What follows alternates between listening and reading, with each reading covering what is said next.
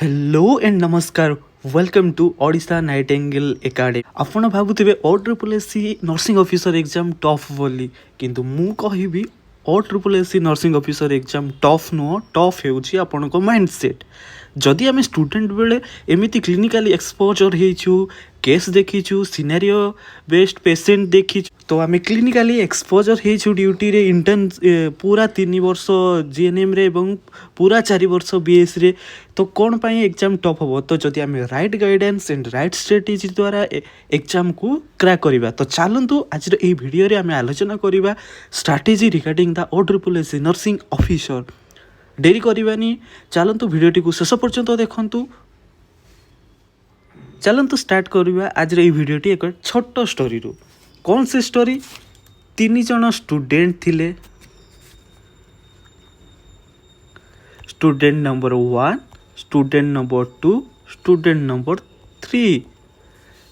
Same OSSSC exam थिला तांका पाखरे, सेम सिलेबस थिला एवं सेम टाइम थिला, किंतु रिजल्ट देखिला बेलू कौन है डिफरेंट। स्टूडेंट 1 कौन करुला ना सी फुल बुक ही पढ़ी के जाऊला, से पुणी 5 ରୁ 6 घंटा डेली पढ़ुला, किंतु रिजल्ट देखिला बेलू फेल, से फेल हो गला। स्टूडेंट नंबर 2 कौन करुला ना से जेतिकी MCQs थिला से MCQ सब प्रैक्टिस करुला, बट तार कॉन्सेप्ट थिला 0, तार रिजल्ट है कौन फेल। स्टूडेंट 3 नंबर स्टूडेंट कौन करुला ना ता पाखरे भल स्मार्ट स्ट्रेटेजी थिला, ता पाखरे भल गाइडेंस थिला, से MCQ डेली प्रैक्टिस करुला, ता सहित नोट्स बनाउथिला, आउ प्रीवियस ईयर क्वेश्चन को देखुथिला। तार रिजल्ट है कौन पास, एवं से सिलेक्टेड है OSSSC नर्सिंग ऑफिसर। तो आज ये वीडियोटी से स्टूडेंट नंबर 3 उपरे, जदि आपणकर राइट स्ट्रेटेजी थिबो, गाइडेंस थिबो, ताहले आपण बनी पारिबे गोटे नर्सिंग ऑफिसर। तो चलतु स्टार्ट करिवा। First strategy, master the exam pattern and syllabus. Decode करिवा सिलेबस। नर्सिंग सब्जेक्ट रो हमर 60 मार्क्स आछि, प्रैक्टिकल और सिनेरियो पई आसुछि, सिनेरियो बेस्ड क्वेश्चन आसुछि 25 मार्क्स। मैथ आउ इंग्लिश रे हला हमर 10 + 5 15 मार्क्स। एगुटाक सब हाई स्कूल स्टैंडर्ड आसुछि। आपण जीएनएम रे बीएससी नर्सिंग रे जहाँ पढ़ी से गुड़ाक नर्सिंग रिलेटेड क्वेश्चन आसीबो। सेकेंड स्ट्रेटेजी होची core nursing subject, high scoring area.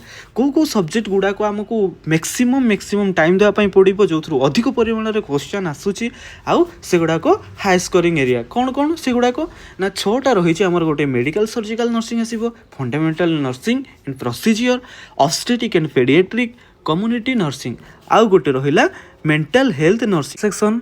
The decider general section आमर जो 15 मार्क्स आछि, एइथरे जदि भल स्कोर करिवे तो एइथरे आमर से माने भल रैंक रे पळे आसीबो। तो समस्त तो नर्सिंग पार्टा भल करिवे, बट एइथरे जदि 15 मार्क्स रे जदि गुड मार्क्स पळे आसुछि, तो this is the rank decider.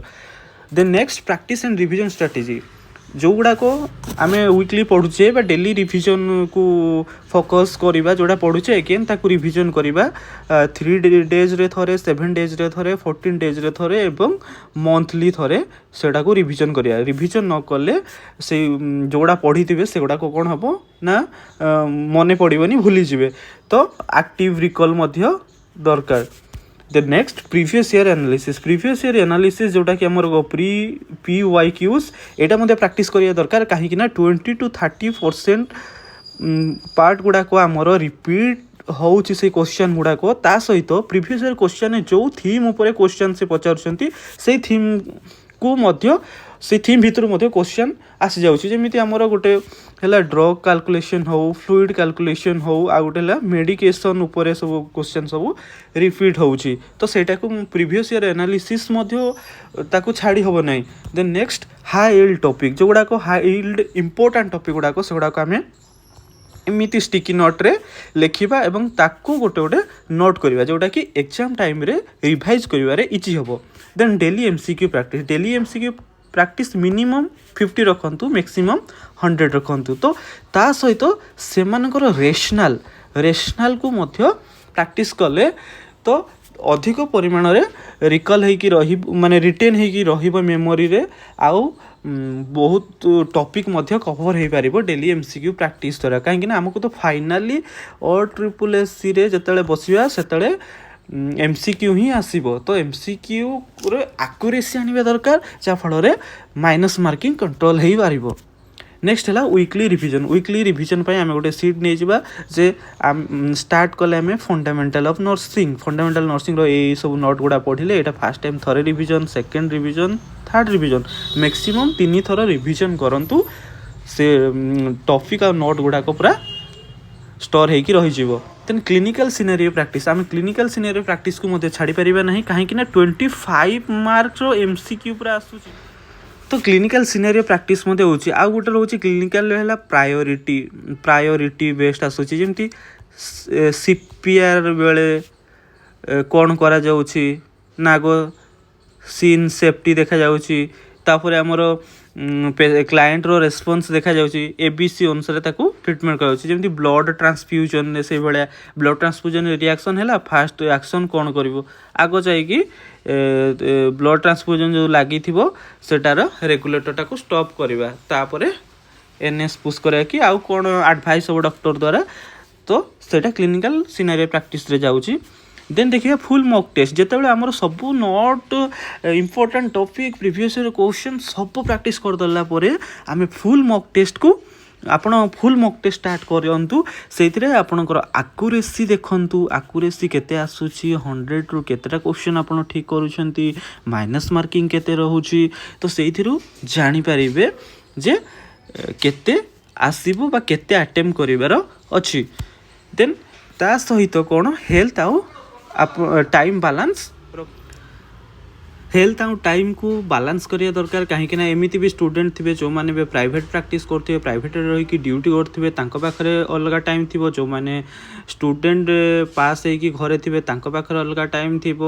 तो एमती डिफरेंट टाइप रो अछंती। तो ता सहित हेल्थ आउ समयटा को आम ठीक बालांस करवा ता माने नुह जो मैंने खाली ड्यूटी कर टाइम नथिबो पढ़ापी बट आमको टाइम काढ़ी पढ़ापी पड़ो आउ कौन सबुदिन प्राइवेट जाइए जॉब करा कि आउ जो मैंने घरे अच्छा किसी असुविधा नहीं हेल्थटा प्रति ध्यान देवाई पड़ो। तो अवॉइड टाइम वेस्ट जो मैंने इंस्टाग्राम हो और फेसबुक हो युवा टाइम वेस्ट करवा जमा आदौ दरकार नहीं कहीं 2026 जो मैंने पोस्टिंग दिया हम ना 8 पे कमिशन लगे तो सैलरी बहुत इनक्रीज हबार चांसेस अच्छी पूरा हाइक हो। देन एतिकी थिला हमर आजिरो strategy video. Thank you and all the best upcoming future nursing officer again thank you so much. जदि वीडियोटी आपको भल लगी थाए ताले कमेंट रे लिखंतु I will definitely crack or triple SC nursing officer. ता सहित चैनल टी को सब्सक्राइब करबा पई एवं लाइक करबा पई जब मारू भूलिबेनी। धन्यवाद।